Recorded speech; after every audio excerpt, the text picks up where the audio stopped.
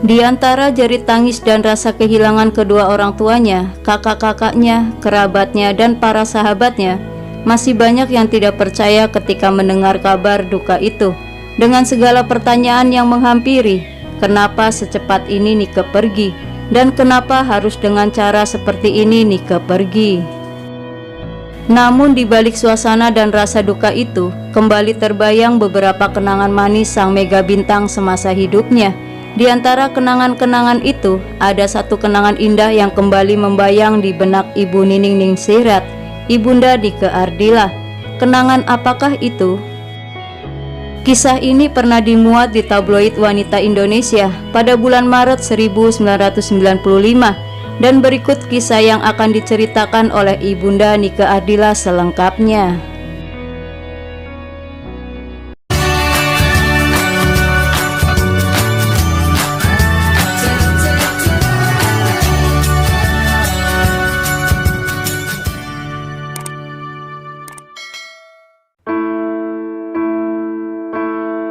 Sepak terjang awal karir Nike di dunia hiburan tanah air, selain mendapat dorongan dan restu dari kedua orang tuanya, ia juga mendapat keuntungan bisa dipertemukan dengan orang-orang yang berpotensi di dunia seni, semisal Denny Sabri dan Dedi Dores. Di samping itu, keterbukaan sikap Nike maupun keluarganya terhadap media dan penggemar membuat banyak di antara mereka tidak bisa melupakan budi baiknya semasa hidup. Meskipun Nike Ardila sudah tidak ada lagi di tengah-tengah mereka, namun berjuta kenangan manis dan indah selalu terngiang di hati semua orang yang pernah kenal ataupun pernah bekerja sama dengan Nike selama berkelebat di dunia hiburan. Dari Banda Aceh, ada juga penggemar Nike bersusah payah menghampiri bumi Pasundan hanya demi melongok makam si penyanyi pujaan dan bersalaman dengan keluarga yang ditinggalkan.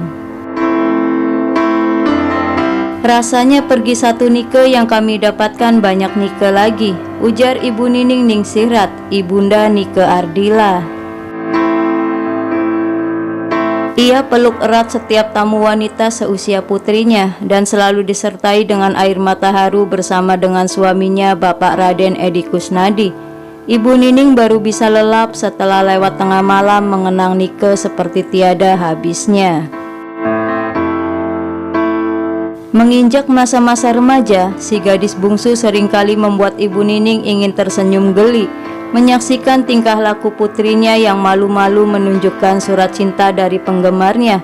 Bahkan ada yang ingin segera mengajak ke pelaminan. Sepasang mata wanita berdagu indah ini beberapa saat tak berkedip. Manisnya kenangan yang dituturkan oleh Ibu Nining dari satu lembar kehidupan Nike tak berbeda dengan lembaran lain yang sedang ia buka kembali. Misalnya, dulu di tengah waktu senggang, ia bermanja-manja pada kami, dan kenangan lain tentang Nike yang getol mendengarkan suara lembut penyanyi Iis Sugianto. Keke ogah berangkat ke sekolah sebelum lagu Iis Sugianto diputar, ujar Ibu Nining berbaur nada rindu. Ternyata di kemudian hari, popularitas Nike bisa dikatakan mampu menyamai, bahkan melampaui artis idolanya. Kalau di usia remaja, Keke lebih suka berpenampilan gaya casual. Justru waktu kecil, dia kecentilan berlenggak-lenggok dengan rok baru yang dibelikan papinya. Masih dengan senyum di kulum, seraya menggelengkan kepala berulang kali, Ibu Nining berujar, "Kalau sudah begitu, Keke bilang mau jadi pragawati." Memang, sempat juga Nike menjadi peraga busana dan foto model. Tapi perjalanan karirnya di dunia tarik suara lebih melesatkannya bak meteor. Nike beruntung dipertemukan dengan Denny Sabri yang memandu bakatnya, juga musisi Dedi Dores, serta produser Ahon yang selalu berani menelurkan album demi album. Lagu-lagu Nike kemudian sering menjadi hits. Di awal kemunculannya bersama para artis yang tergabung dalam kelompok Dennis Angel seperti Lady Afisa, Yosi Lucky dan yang lainnya, Nike memang sengaja dipoles untuk dapat diidentikan dengan sosok Nicky Astria ketika itu. Sampai-sampai namanya pun diubah menjadi Nike Astrina oleh Denny Sabri dan produsernya, tentu dengan persetujuan ayah dan ibunya. Pergantian nama itu sempat diupacarakan juga dengan bubur merah putih. Kami setuju saja, toh hanya nama pop saja supaya hoki. Lagi pula nama pemberian kami Ratnadila tak pernah ditinggalkan, ujar Ibu Nining Ningsihrat. Maka mulailah nama Nike Astrina dipergunakan ke berbagai pertunjukan di seluruh Nusantara. Namun upaya Denny Sabri mengganti nama Nike kali itu belum membawa bintang terang. Barulah kemudian 2 album di awal kemunculannya sebagai penyanyi rekaman tahun 1989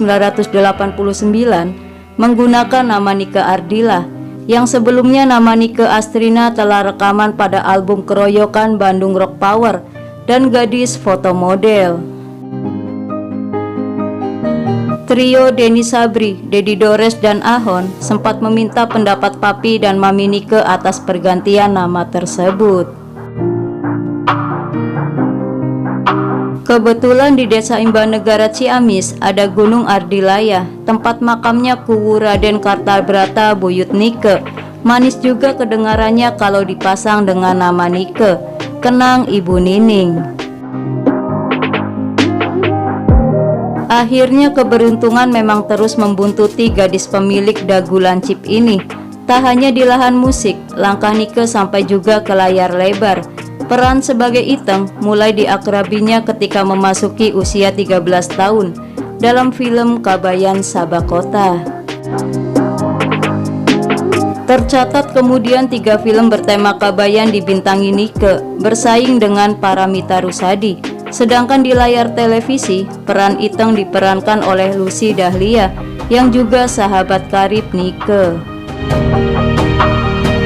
Tercatat kemudian 10 judul film dibintangi oleh Nike. Dari layar lebar ia loncat ke sinetron. 10 peran dari 10 sinetron yang berbeda ia lakoni. Yang terakhir adalah sinetron Jalur Putih yang belum ditayangkan. Sejak tahun 1994, Nike Ardila pindah ke Jakarta. Walau dengan berat hati, Ibu Nining dan suaminya menyetujui permintaan Nike agar diizinkan menetap di Jakarta. Alasannya demi penghematan daripada menginap terus di hotel. Padahal setahu saya biaya seperti itu kan ditanggung oleh produser. Ya mungkin karena ajakan teman-temannya, ujar Ibu Nining. Terhitung bulan Juli 1994, Nike mengontrak rumah di kawasan Fatmawati, Jakarta Selatan. Nike Ardila memang telah pergi, tapi kenangan tentangnya akan tetap hidup di dalam benak keluarganya, para sahabatnya maupun para penggemarnya. Al-Fatihah untuk idola kita almarhumah Nike Ardila. Semoga kisah ini menambah informasi dan selalu bermanfaat. Lebih banyak tahu lebih banyak. Terima kasih dan sampai jumpa kembali.